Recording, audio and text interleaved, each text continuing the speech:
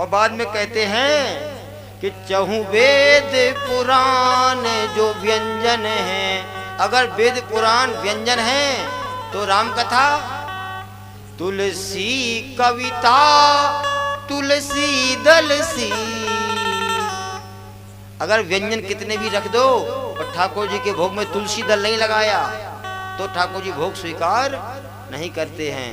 इसलिए जो ठाकुर जी को भोग लगाता है वो साथ में तुलसी दल जरूर रखा करें। इसी प्रकार कितने भी उपनिषद गीता राम पढ़ लो, सब कुछ पढ़ लो, यदि रामायण नहीं पढ़ी है तो आपको सारा सर्वस्व जीवन जीना नहीं आएगा।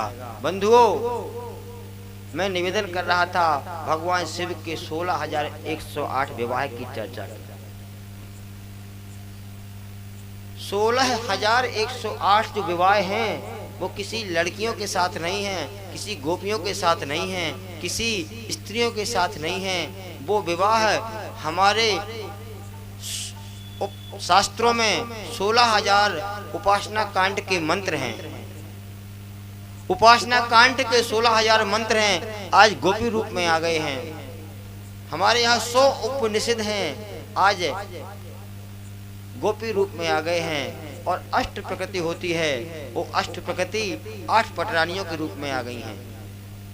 इस प्रकार 16,108 विवाह, 16,000 उपासना कांड के मंत्र, 100 उपनिषद और 8 प्रकृति हैं।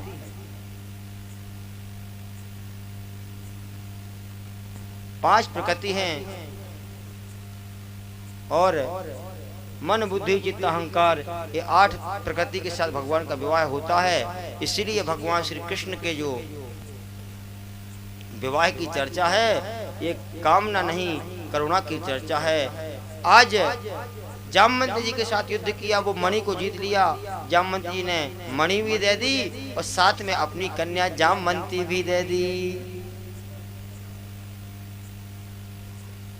इसके बाद मणि लेकर आए और मणि सत्यजित को दे दी और कहा, भैया हमने मणि की चोरी तो नहीं करी थी, लेकिन आपने चोरी का दंड लगाया था, इसलिए इसको खोजकर आपके पास देना हमारा फर्ज बनता है, तो ये लीजिए आपकी मणि।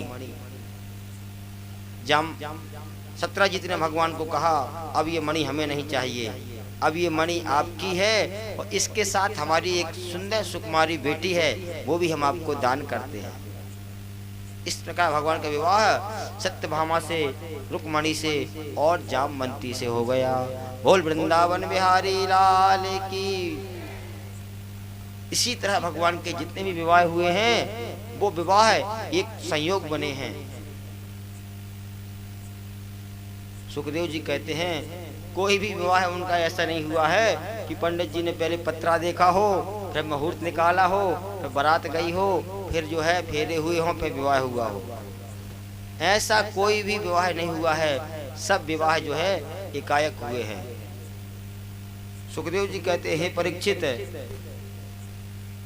इस प्रकार भगवान के 1 2 3 नहीं 8 पटरानियों के साथ विवाह हुए हैं।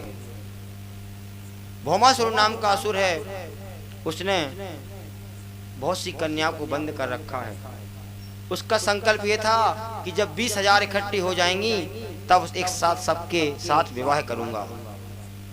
तो 20,000 के चक्कर में उसने 16,000 राजकुमारियों को इकट्ठा कर लिया।